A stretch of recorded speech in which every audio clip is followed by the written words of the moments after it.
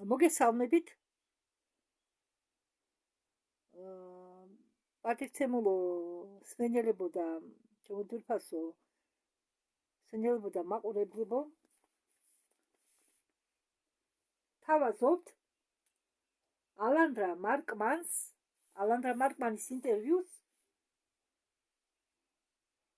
რომელიც მუშაობდა საჭოთა ბაზაზე სატურნის ახლოს. ეს არის პირველი ნაწილი. ვიდეო ატვირთულია 24 წლის 20 სექტემბერს.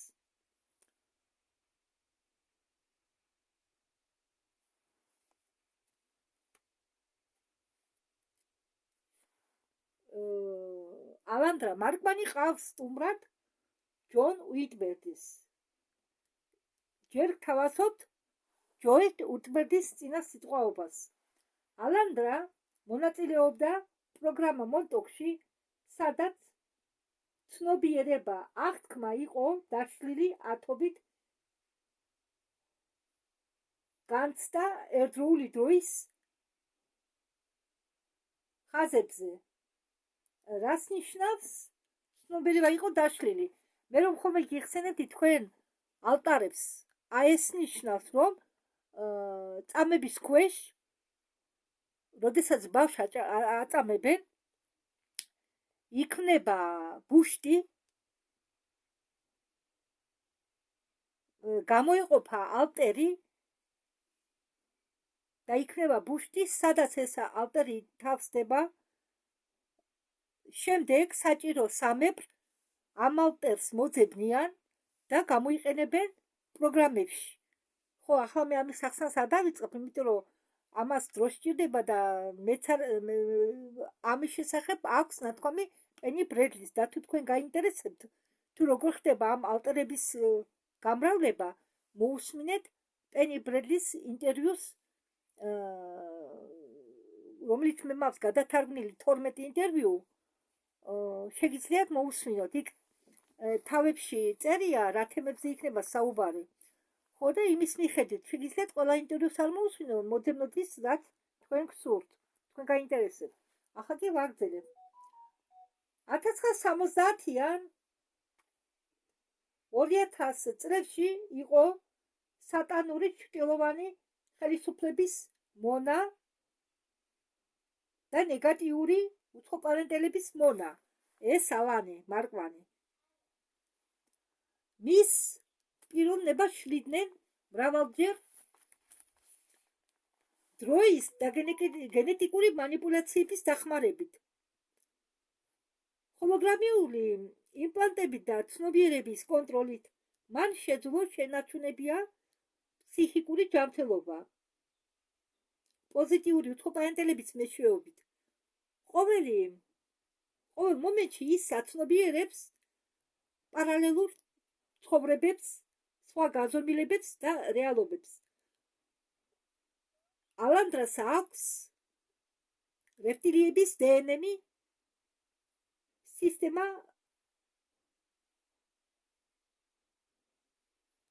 ბელატრიქსიდან. პარალელური ცხოვრება რუხებს შორის სისტემა მინტაკადან და დიდი ჰიბრიდული რუხების ოჯახი ზეტა ქსელიდან. ის აგრეთვე შეიცავს დნმ-ს ამაღლებული ადამიანებისა სირიუსის B პლანეტიდან დნმ-ის, რომელიც ეხმარება სირიანული პლანეტა ნიბირუს ბლელი ენერგიების დაბალანსებაში. მზის ის დაკავშირებულია მზის რა ენერგიასთან. თუ გახსოვთ, მე დავიწყე ვიდეოების დადება ერთის კანონისა, სადაც რა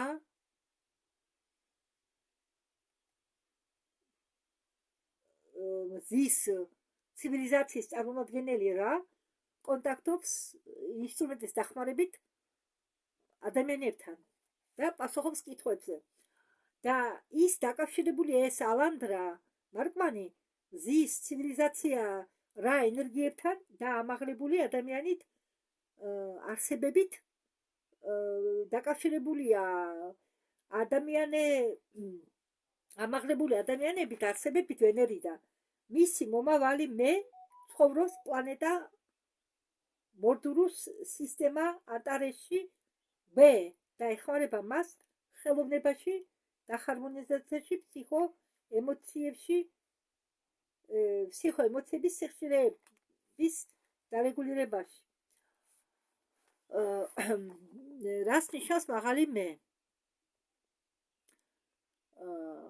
ეს არის მაღალი სული, რომელიც თავის ნაწილაკებს გზავნის უფრო დაბალ პლანეტებზე იმისათვის, რომ გამოიაროს ყველანაირი გამოცდილება. შეიძლება, რადგან იქ წელსამყაროში დრო სხვანაირად მიედინება და ზოგადად დრო საერთოდ არაა, შეიძლება ერთდროულად იყოს განსახიერებული ამ მაღალი მეს ნაწილ სულებისა. ალანდრა აზიარებს თავის გამოცდილებას დედამიწაზე, როგორც სული დამსახლებელი დედა სატანის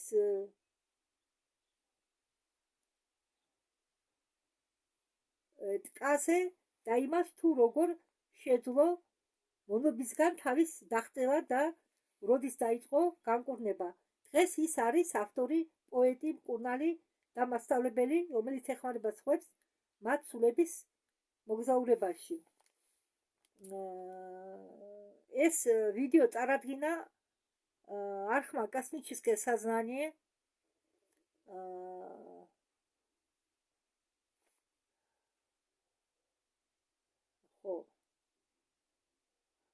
კოსმოსში მუშაობა დაიწყო ცალკე პროგრამით. საბჭოთა კავშირმა ომის დროს დაიპყრო ძალიან ბევრი გერმანული აქტივები ოკუპირებულ ტერიტორიებზე.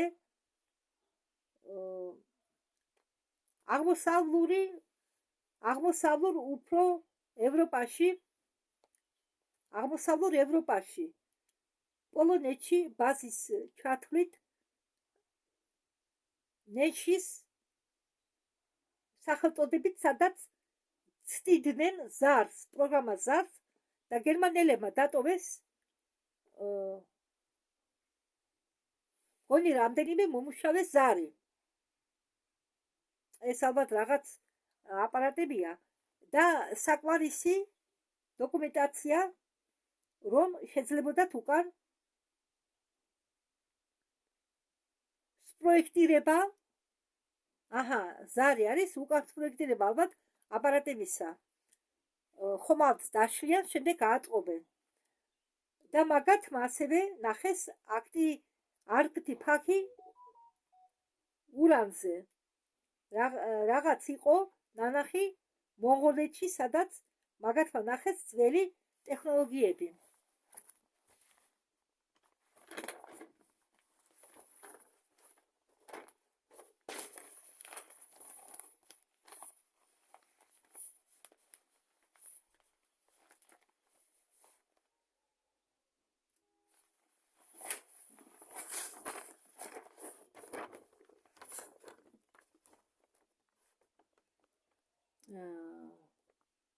მე ამის შესახებ დეტალები არ ვიცი, რაც მე მახსოვს ბრიფინგიდან. ამას უყურება ალბათ ალანი მარკვანი.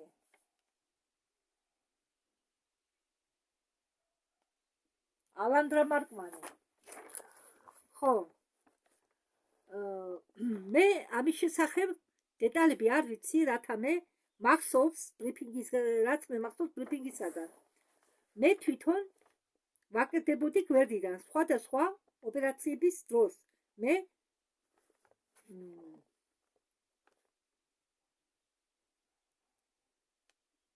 და ჯარათი ერთ-ერთი ჩვენი ავტერი ცხოვრობდა საბჭოთა კოლონიაში, უფრო სწორად საბჭოთა კავშირის შემდგომ კოლონიებში, როდესაც საბჭოთა კავშირი დაიშალა, მისის საიდუმლო კოსმოსური პროგრამები სხვადასხვა რესპუბლიკებში და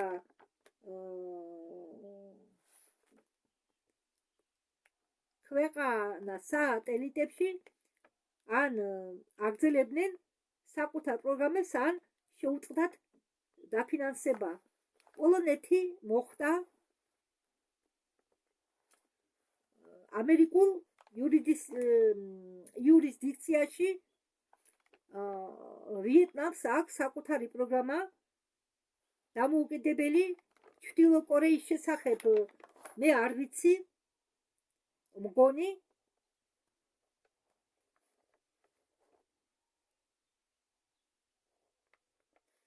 ყაზახეთი დარჩა რუსეთის იურისპრუდიქციის ქვეშ. რუსეთის პროგრამები მაშინ ძალიან შემცირდა, ახლა ის ნელ-ნელა დგება ფეხზე. მათი ბევრი კოლონია ჩაუვარდათ ხელში MKK-ს, ანუ გერმანელებს. უცებ 90-იან წლებში იქ ცხოვრობს ჩემი ალტერი. ჯონის სიტყვით კოლონია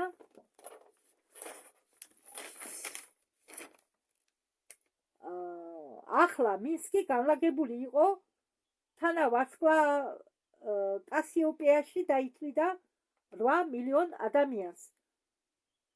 კოლონია მინსკი არა ბელარუსიის დედაქალაქი.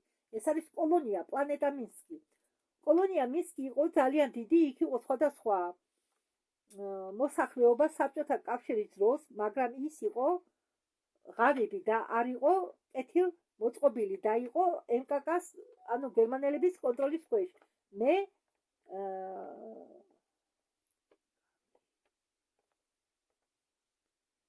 გამიგონია მაგ ხალხისაგან ვინც დარჩა ძველ კოლონიებში, რომ არსებობდნენ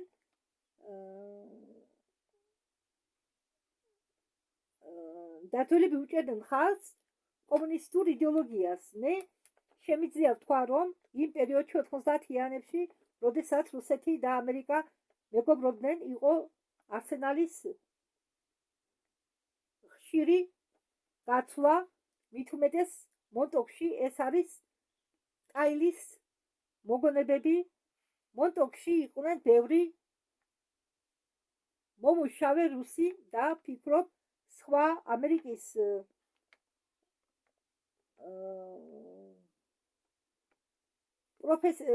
სხვა ამერიკის პროფესიებშიც. ეს ყველაფერი შეწყდა, როდესაც ურთიერთობა ისევ დაიძაბა, მაგრამ თბილი ურთიერთობის დროსაც იყო ექსცესები, როდესაც ამერიკელები იტაცებდნენ რუს თანამშრომლებს, რუსები კი იტაცებდნენ ამერიკელებს. საიდუმლო პროგრამებში არ არის კეთილსინდისიერი ხალხი.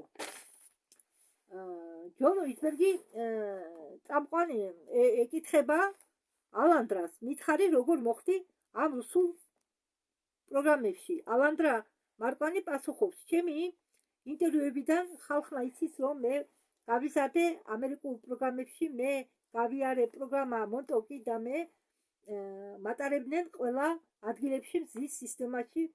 როდესაც მე ვიყავი 7 წლის, მე გამცვალეს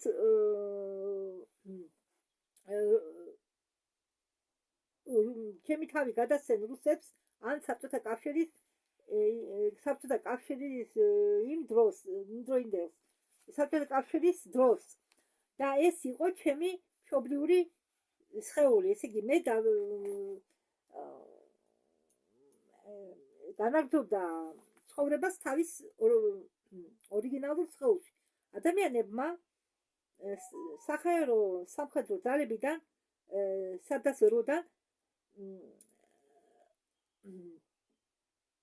ისინი იყვნენ ჩემი უფროსები, მათი შეთანხმებით დადეს რაღაც შეთანხმება რუსებთან და საბჭოთა მხარე გახარებული იყო იმით, რომ მე მათ ხელში ვიყავი, მათ ხელში ჩაუვარდი. ეს იყო სრულიად სხვა სამუშაო გარემო. ეს ჩემთვის იყო ამოსუნთქვა, რადგან ამერიკელებთან მუშაობის დროს მუდმივი სისასტიკის წნეხის ქვეშ ვიყავი. რუსები კი უფრო კეთილად იყვნენ განწყობილი ჩემს მიმართ. კი სიტუაცია იყო უსიამოვნო, კი რუსები არ იყვნენ დაკავებული ძალადობით, ამერიკელები ყველაფერში რთავდნენ წამებას, თუნდაც არ ყოფილიყო საჭირო, ისინი სადისტები იყვნენ. ცნობიერების კონტროლის პროგრამა რუსების კი შეიცავდა წამების წამება შეიცავდა ზოგ ადამიანებთან, მაგრამ ესე იგი რუსების პროგრამაში შედიოდა წამება ადამიანების, მაგრამ ისინი არ სარგებლობდნენ ამით უკონტროლოდ, უასროდ, უმიზეზოდ არ აწამებდნენო არავის. რუსებთან გამოცდილების გახსენება უფრო მიადვილდება ვიდრე ამერიკელებთანო. წამყვანი. შენ შეგიძლია დაიწყო თავიდან ლაპარაკი თუ რა იყო, როგორ მოხდა, როგორ ხდებოდა ეს გაცვლა და სად. ალანდრა მარკმანი თვითონ გაცვლა, მე ვფიქრობ, მოხდა ოსლოში, ნორვეგიაში, სადაც მოხდა შეხვედრა ამერიკელებს და რუსებს შორის. მე წამიყვანა ოფიცრების ჯგუფმა, საშუალო ასაკის მაგათმა წამიყვანეს აღმოსავლეთ რუსეთში, მე არ ვიცი ზუსტი ადგილი, მაგრამ ადგილი, რომელსაც ჩვენ მიფრინავდით, იყო მდინარე ვოლგას გვერდით. როგორ გაიგე ამის შესახებ. ალანდრა იქიდან, რასაც ხალხი მაშინ ამბობდა, ის ხალხი, ვინც ჩვენთან ურთიერთობდნენ,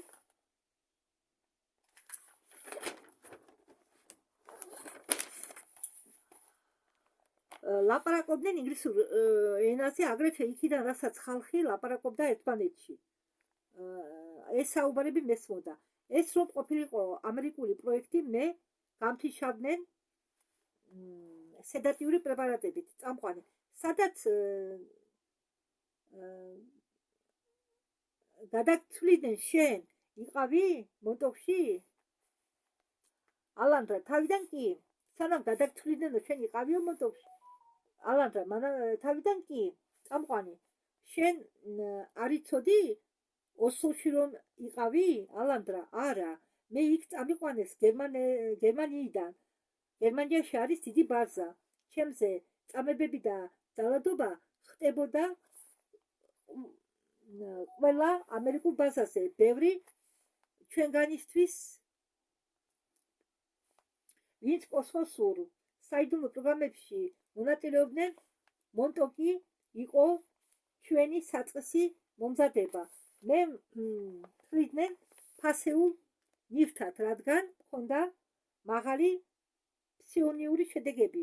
მე შემეძლო მემუშავა შტურმანად, შემეძლო ზედაქსელის ტექნიკის მართვა და ეს იყო ხდებოდა ძალიან ნაკლებად, რომ ადამიანს შეეძლო გაეკეთებინათ მასეთი რამ. ეს შეიძლებოდა ყოფილიყო ერთადერთი მიზეზი, თუ მე მარტო რატომ გამცვალეს. მე არის ახლა დღეს არ მჯერა, მაგრამ მაშინ სხვა მდგომარეობა იყო. წამყვანი, რას გულისხმობ იმაში, როდესაც ამბობ, რომ არ გჯერა. ალანდრა მარკმანი, დღეს ჩემი ფასეულებები სხვა რამისია. ხალხი ყველა ერთნაირად ძვირფასია. მაგათ მათ ჩამიტარეს მრავალი ტესტები. მე არ ვიყავი პლანეტაზე დიდხანს, რადგან მაგათმა გამგზავნეს ბაზაზე სატურნის რგოლში. ყველა დიდ ქვეყნებს გააჩნიათ ბაზები სატურნის რგოლში. ასტეროიდებზე მათი ხომალდები იყო სხვა დიზაინის, უფრო დიდი იყო, უფრო კუთხური, მათ ჰქონდათ სხვა სტილი. წამყვანი, შეგიძლია აღწერო ხომალდი, რომელზეც გამოფრინდი რუსეთიდან. ალანდრა მარკმანი, მე ეს თუდად მესმის მახსოვს, ფრენა იყო მოკლე, შესაძლებელია ეს ხომალდი ყოფილიყო ზედაქსელის, შესაძლებელია ესე იგი ეს ხომალდი ეკუთვნოდა ზედაქსელს. იყო წერილობითი ტესტები, ტვინის უნარების ტესტები, შემდგომ იყო ექსტრასენსორული ტესტები, როდესაც მე დამაჯინეს დიდ ინტერფეისთან რომ ენახათ შეძლებდით თუ არა მე ამეთო ზოგი ნივთი ამ ინტერფეისზე ეს იყო უზარმაზარი რაღაც როგორც 80-იანი წლების კომპიუტერი რუსების ტესტები იყო უბრალო ისინი მიგზავნიდნენ თავიანთ ექსტრასენსებს და ეს იყო საინტერესო რადგან ისინი მე მელაპარაკებოდნენ ტელეპათიურად მე გაკვირვებული ვიყავი მათი სიკეთით ჩემი მათ უნდათ გაიგოთ რა მენტალური სტრუქტურებს ვიყენებდი მათ უნდათ რომ მე მათთვის მესწავლა ეს ზეტა სეტის ნაირად როგორ მათთან ხდება ტელეპათია ზეტა და საბჭოები ზეტა ქსელის წარმომადგენლები და საბჭოები თანამშრომლობდნენ ესე იგი რუხები და საბჭოთა კავშირი თანამშრომლობდნენ ერთმანეთთან წამყვანი რა დრო გაატარე მათ ბაზაზე ეს იყო სადგური ალანდრა კი ეს უფრო ერთ ადგილას იყო ისინი ვთხოვდნენ რომ ვინმეს არ გავეტაცებინე ამიტომ მე ყავდით იზოლირებული ბაზაზე წამყვანი რაში შედგებოდა შენი სამუშაო ალანდრა არ ვიცი რუხები ყველაზე ბევრ კვლევებს აწარმოებდნენ ვიდრე ამერიკელები ასე რომ წამყვანი რამდენი ხანი ვიყავი იქ ალანდრა ალბათ 7 რამდენი ხალხი იყო იქ ეკითხება წამყვანი ალანდრა ალბათ 700 ადამიანი თავისუფლად დროს მე მქონდა ჩემი საწოლი და მე მაშინებდნენ ღამით რაც სიახლე იყო ჩემთვის მოტოქში სულ დაძაბულობაში გაყენებდნენ გაშიშვლებდნენ მათ ჰქონდათ სასპორტო დარბაზი სასადილო მე გავდივდი ხანდახან დამსწრებთან ერთად მათ ყავდათ ფსიქიატრი ან ფსიქოლოგი რომელიც მოდიოდა ის იყო სამოქალაქო პირი წამყვანი ჩვენ ვიყავით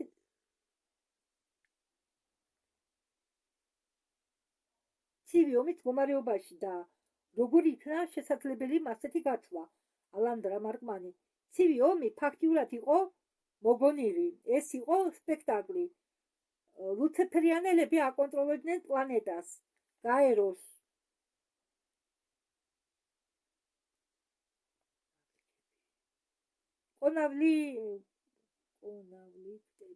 კონფლიქტები არის ფეიქი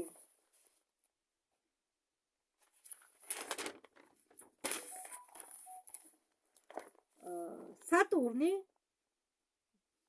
ბევრ ქვეყანას აქვს ბაზები სატურნზე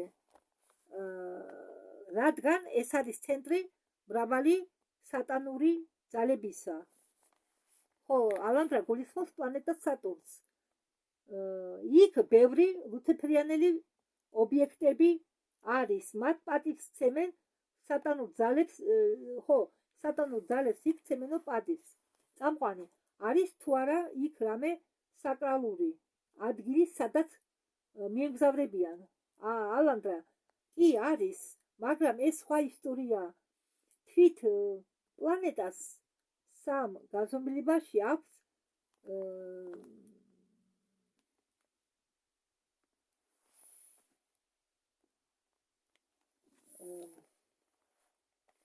რაო ვერ გავიგე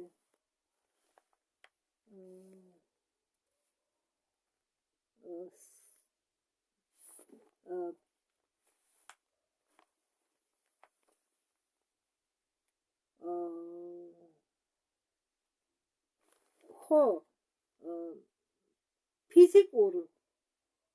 ფიზიკური გარემო სატანისტებს იქ აქვთ ფიზიკურ გარემოში იქ სატანისტებს აქვთ ბევრი რამ ისინი თაყვანს სცემენ იმ შავ ყუფს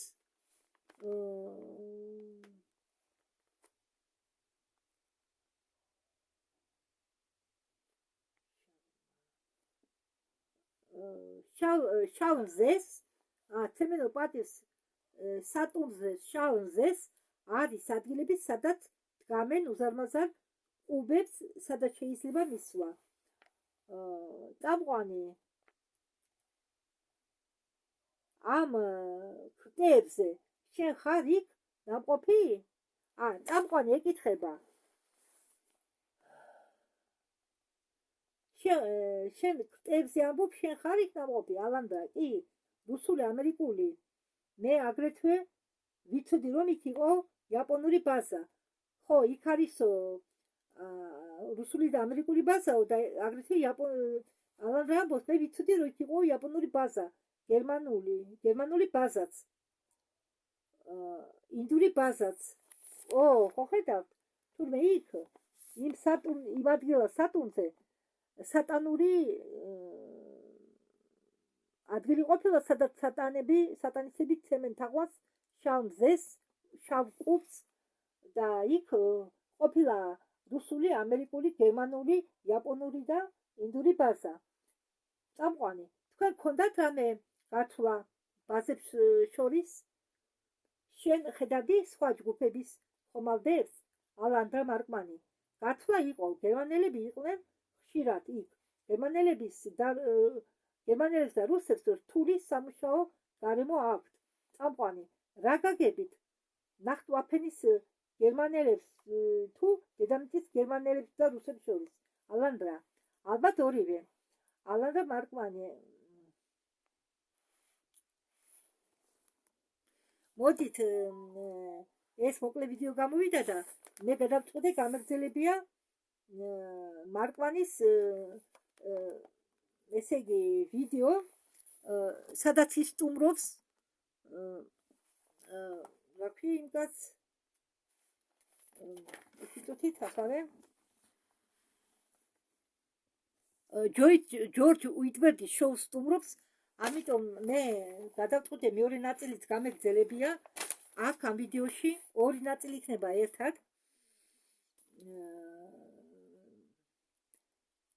ხო, და ვაგრძელებთ. ეს ვიდეო კი აწვეთულია 24 წლის 18 ოქტომბერს, ეს მეორე ნაწილი. ახლა ინგლისურად როდის ჩაიწერა არ ვიცი და რუსულად გადათარგმნილია, აწვეთულია 18 ოქტომბერს 24 წელს. ალანდრა მარკმანის სამუშაო საბჭოთა ბაზაზე, ნაწილი მეორე. დროის ტალღები ქვია ამ თემას. წამყვანი ეკითხება, დღეს რაზე გინდოდა ლაპარაკი? ალანდრა, მე დღეს მინდოდა მეთქვა მთავარი კურატორებზე. ჩემ შემთხვევაში ისინი იყვნენ დრაკო. პოზიტიური ჯგუფი დრაკოსი არიან პოზიტიური და ნეგატიური. ესე იგი, დრაკონელები არიან ნეგატიურიც და პოზიტიურიც.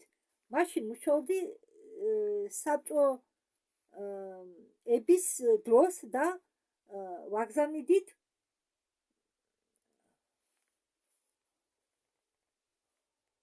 მაგზავნიდნენ მე დროის და სივრცის წერტილებში. კონკრეტულად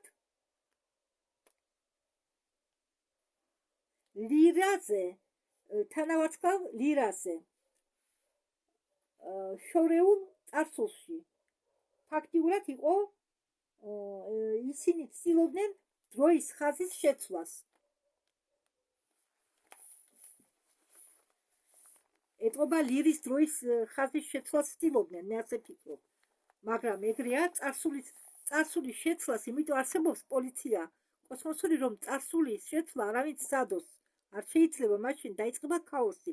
კი, არის შემთხვევები, როდესაც მაგალითად გამოვალი მდგომარეობა და თუ რაღაც არ შეცვალე წარსულში, ამაზეა დამოკიდებული ადამიანების მომავალი. პირდაპირ გაგებით. ამ დროს კი უშვებენ შეცვლას, მაგრამ ჯერეთი უსაფრთხო არ არის წარამარა წარსულში და მომავალში სირბილი და მე კიდევ არავინ არ მოხდეთ უფლებას ყველამ რომ მოვინდომოთ ჩვენი წარსულის შეცვლა. დაიწყება ქაოსი და არანაირი მომავალი არ გვექნება. საბჭოეთელები კი იყვნენ ჩემი პირდაპირი კურატორები. ეხლა გასაგებია რატომ არ მაწამებდნენ მე. ისინი მუშაობდნენ პოზიტიურ დრაკოსთან. ეს იყო ძალდატანება სხვა დროის ხაზის შექმნაში და შედეგები დრაკოს მთელი რასასთვის იყო იმაში, რომ ისინი იყვნენ როგორც თავისუფალი ცივილიზაცია, როგორც რასა პოზიტიური დრაკო მეხმარებოდა მე, მისია პოზიტიური დრაკოსი ჩავარდა. ჩვენ კი არ შეგვიძლია დროის ხაზი და ვერ დავეხმარეთ დრაკოს. დრაკო ცივილიზაცია კი დარჩა თავის გზაზე. როდესაც დრაკოს უმრავლესობა დაპყრობილია მკვლული არსებებით, მე კი დავუბრუნდი ამერიკელებს და ამაზე ყველაფერი დამთავრდა. ესე იგი, პოზიტიური დრაკო და რუსები მუშაობდნენო ერთმანეთთან. დრაკონელების ცივილიზაცია, იმ პოზიტიური დრაკოს ცივილიზაცია იყო დაპყრობილი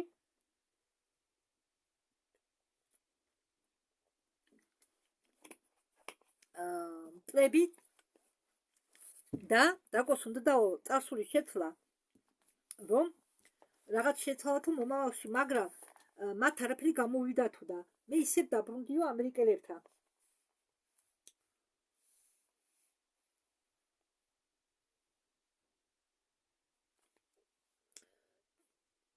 ეს ბრძოლა მიდიოდა ჩემი დახმარებით და მონაწილეობით, სადაც პოზიტიური დრაკო იყო რუსებთან. ფიზიკურად ეს დრაკონელები გაბარიან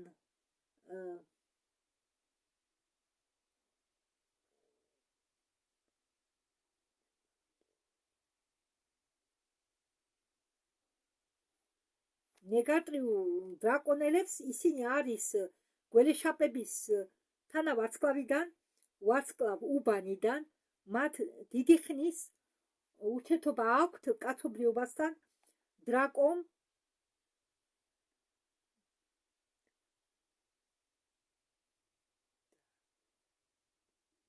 დაიპყრეს დიდი ნაწილები გალაქტიკის, ჩვენი გალაქტიკის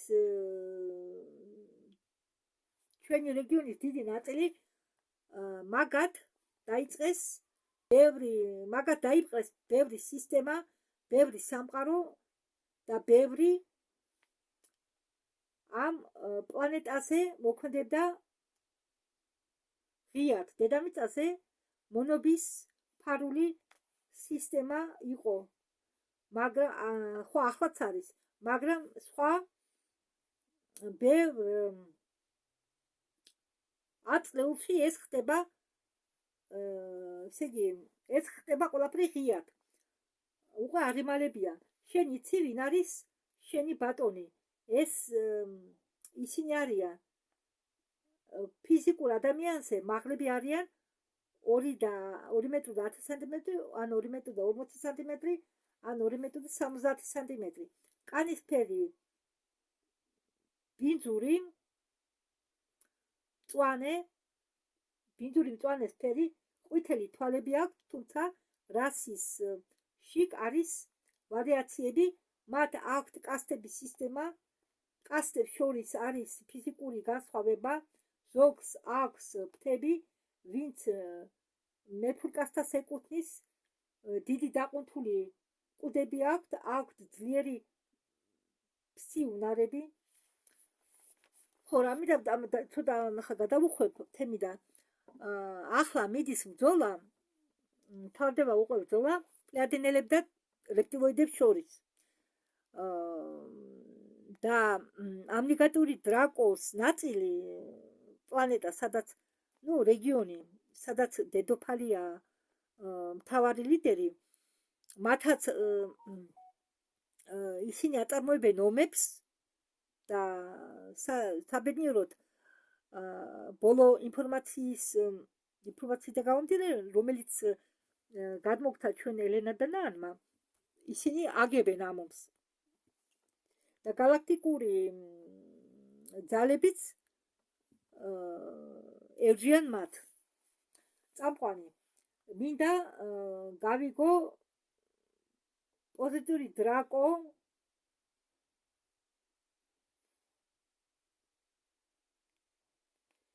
როგორ გამოეყვნენ იცი შენ ამის შესახებ რამე, ალანდრა? მე ეგ კარგად არ ვიცი და მოგონებები ბავშვის თვალსაზრისით მოდის.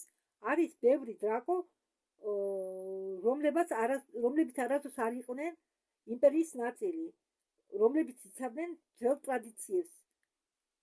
მათი წესი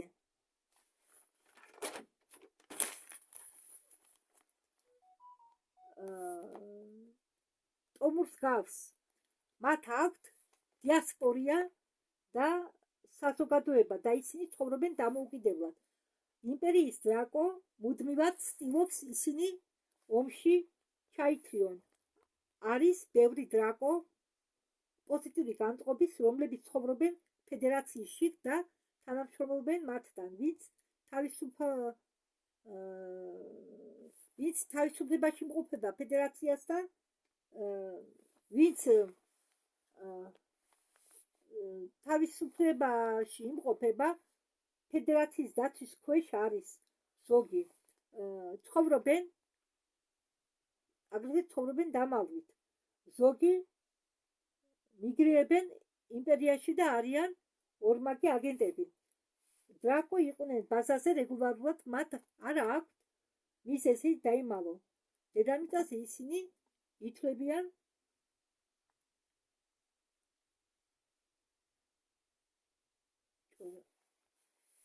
ჭორად, მითად,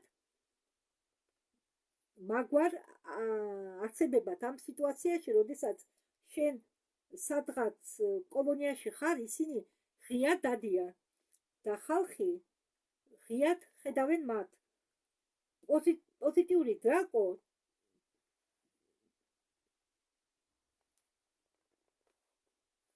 პოზიტიური დრაკოები თვლიან, რომ სჯობდნენ ადამიანური ინსტინქტურები, რადგან ადამიანს ესმის ადამიანის, ისინი ცემენ პატივს ადამიანის არჩევანს. მე მაქვს რამდენიმე სული ამ სხეულში და როდესაც მე ვლაპარაკობ რამდენიმე სულის სახელით. ჩემში არსებობს ზოგი ადამიანური, ჩემში არსებები ზოგი ადამიანურია, ზოგი არა. ბევრჯერ აღმოჩენილ ვარ სიტუაციებში, რომელშიც ადამიანურ სხეულში ვერავინ ვერ აღმიქვავს ეთიტუთით. ბევრჯერ აღმოჩენილ ვარ სიტუაციებში, რომელშიც ადამიანურ სხეულში ვერავინ ვერ აღმიქვავს. წამყვანი, რაში შედგებოდა ეს მისია? ესე იგი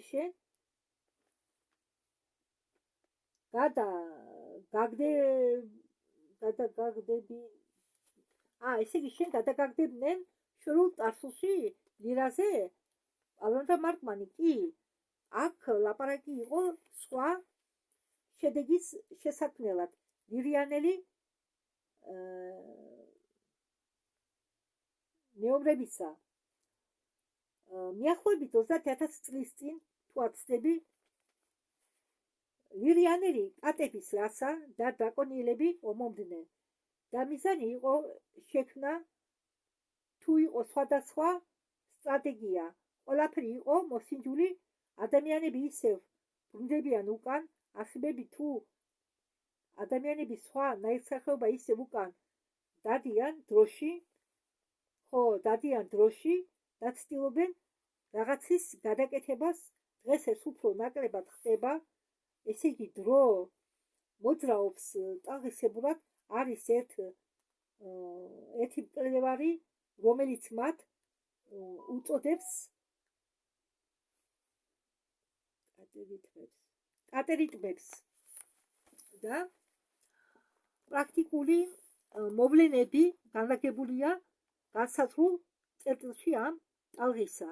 და როდესაც შენ იმყოფები განსაზღვრულ წერტილში ამ ტალღაზე, ეს არის იდეალური მომენტი, რომ დაბრუნდე მის მსგავს წერტილში. როდესაც შენ ხარ მაგ ამპლიტუდის წერტილში,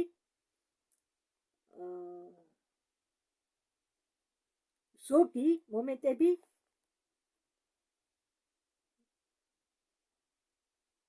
დროსა ამდაგვარად უკეთ მოუხდება ცვლილებების შესაძლებლად წარსულში, რადგან დროს აქვს თავისი საკუთარი განწყობა თავის თავთან და თუ თქვენ იმყოფებით ტალღის განსაზღვრულ წერტილში და თუ 30,000 წლის წინ თქვენ გქონდათ მასეთი წერტილი, მაშინ იქნება სივრცებრივი ურთიერთობა ამ ორი წერტილის შორის. ამ დროის მომენტში, რომელიც მე მახსოვს და რომელიც არ ვიცი, არ ვარ დარწმუნებული, სად არის ის, მაგრამ ეს იყო 90-იანი წლები. ეს დროის წერტილი ბევრი მიზეზებიდან გამომდინარე იყო ბუნებრივი წერტილი. ნახტომისა, იმ სხვა დროის წერტილებში ჩვენ შეგვიძლია გავიგოთ დროის ბუნებაზე ამ ცდებიდან გამომდინარე. იყო ორი მიდგომა. პირველი, ერთ სცენარში ცდა შეექმნა გამარჯვება, სამხედრო გამარჯვება და მასეთი დროის ხაზების უმრავლესობა მიეკუთვნებოდა უფრო დაბალ ვიბრაციულ ვიდრე სხვები, სადაც იყო სხვადასხვანაირი ხელშეკრულებები, კომპრომისები ან დრაკოს იმპერია თავისით იშლებოდა. მე ვიყავი იქ სატურიანელებთან, მე ყოველთვის ვიყავი დაკავშირებული არსებებთან, თანავარსკვლავ მორიელიდან და ერთ-ერთი ადამიანისაგან ჩემს შიგნით არსება ჩემში ანტარიანელი არის ძალიან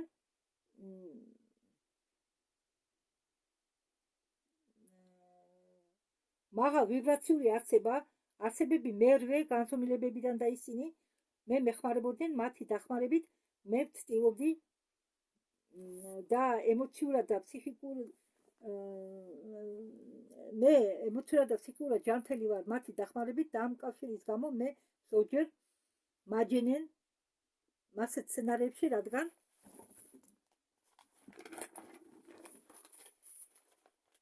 ანტარიელები დიდი ოსტატები არიან წვრილი ცვლილებების და გადაადგილების დროის ხაზში და დროის ხაზის манипуляციაში. თუმცა პოზიტიური თვალსაზრისით მე ჯერ კიდევ ვცდილობ ჩემი როლი გავიგო იქ ყოფნისას. აგრეთვე ჩემში არის უძველესი აქტურიანელი არსება, რომელიც მუშაობს დროის ხაზის დაკვირვებაზე და თითქოს ჩვენ გვაძლევენ სწორ მიმართულებას. შტურმანის როლს ასრულებენ. მე მსახურობდი შტურმანად ბევრ ადგილას სხვადასხვა პროგრამებში. ამ კავშირის გამო მე მეადვილდებოდა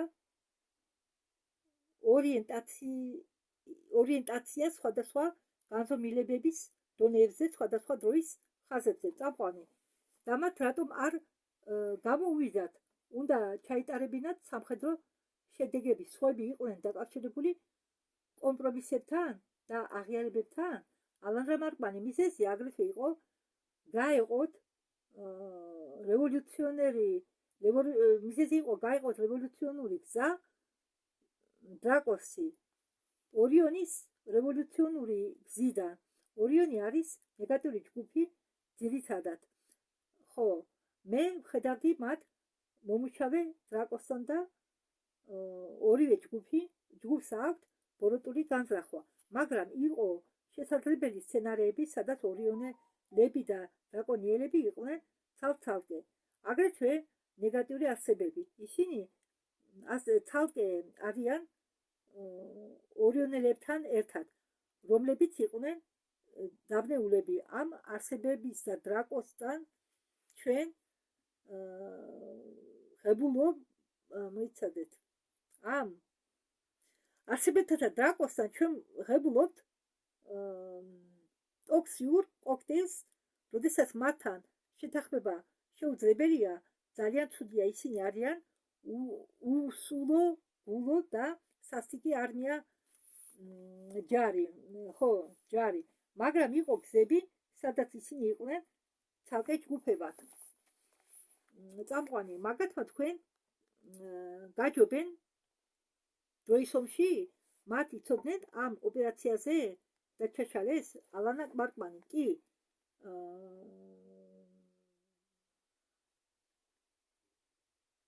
შეწყმა თითქოს იყო შეუძლებელი ყველაზე კარგი რისი გაკეთება შეგვეძლო ეს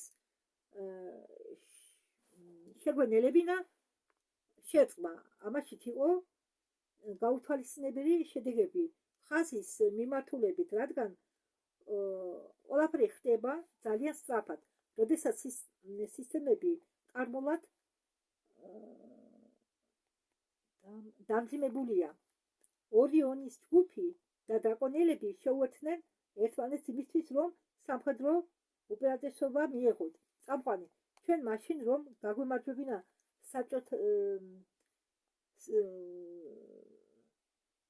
ჩვენ მაშინ რომ გაგვემარჯვა საბჭოები არ დაიშლებოდა მაშინ ჩვენ ეს წამყვანი ჩვენ მაშინ რომ გაგვემარჯვა საბჭოთა კავშირი არ დაიშლებოდა მაშინ ალანა მარკმანი საბჭოთა კავშირი კიდევ იარსებებდა დედამიწაზე იქნებოდა სხვანაირი ის ნაწილით რომელსაც ახლა ახდენს გავლენას ჩვენზე წამყვანი ისინი ამბობენ რომ საბჭოთა კავშირის საწყისში იყო მარქსისტული ფილოსოფია რომელსაც ისინი ლაპარაკობდნენ იყო ძალიან პოზიტიური ეს მარქსისტული ფილოსოფია ის იყო ანტიდრაკო მთლიანად ალანდა მაგრამ ის ჩაიგდეს სხვებმა და მაგალითი რომელსაც ხედავთ ჩრდილო კორეა ჩინეთი მათ ვარეს პერიოდებში და საბჭოთა კავშირი წამყვანი მათი მიზანი იყო დაიშალა საბჭოთა კავშირი ალანა მარკმანი კი წამყვანი საბჭოთა კავშირის თანა შრომლებიც იგზავნებოდა და ამ ლირიანულ წარსულ დროის ხარში ანონდა უმეტესწილად არა იყო ცოტა ადამიანის სხეულებში წამყვანი მაგრამ შენ იყავი ადამიანურ სხეულში ალანდრა კი იმ პერიოდში წარსულში ჩვენ ვიმყოფებოდით რადგან 20 წუთიან რამდენიმე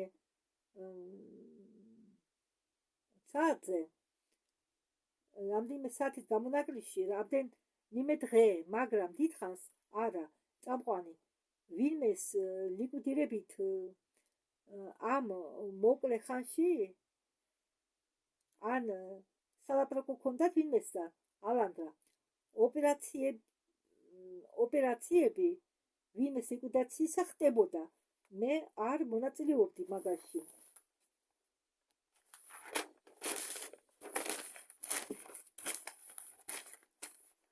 წამყვანი განა მაგათმა არ იცოდნენ რომ თუ რამეში ჩადებ ნეგატიურ ენერგიას ეს დაუჩქარებს ნეგატიურ ტენდენციებს ალანდრა კი მაგრამ ეს ყოველთვის არის იმის კითხვა შეცვლის თუ არა ეს საერთო გამოსახულებაში რამეს ეს არის მორალური არჩევანი მე ძალადობას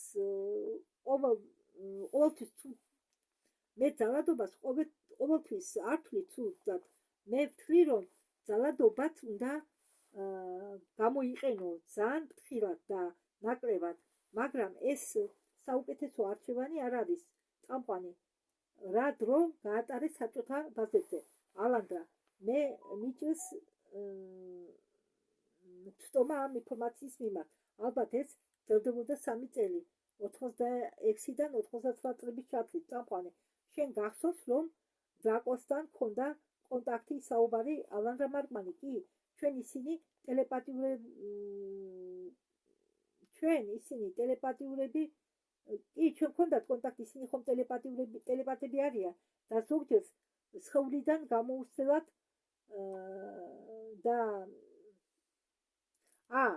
დრაკოს ზოგჯერ სხეულიდან გამოვყავდით და მივყავდით სხვა სკოლებში და მასწავლებდნენ სხვადასხვა რაღაცებს, რაც მაინტერესებდა. ისინი ავლენდნენ დიდ სიყვარულს ჩემს მიმართ, წამყვანი. მათ აქვთ სახელები, ალანდრა კი აქვთ, ზოგი მათგანი იყენებს სახელებს, რომელიც მე გადმოვთარგმნე როგორც სულთა გულები. ეს ის ჯგუფი იყო, ვინც თავისუფლები იყვნენ იმპერიისაგან. აი, ეგიც მოკლე ვიდეო აღმოჩნდა და ორ ვიდეო ჩავატიე 50 წუთში. ამით დავამთავროთ.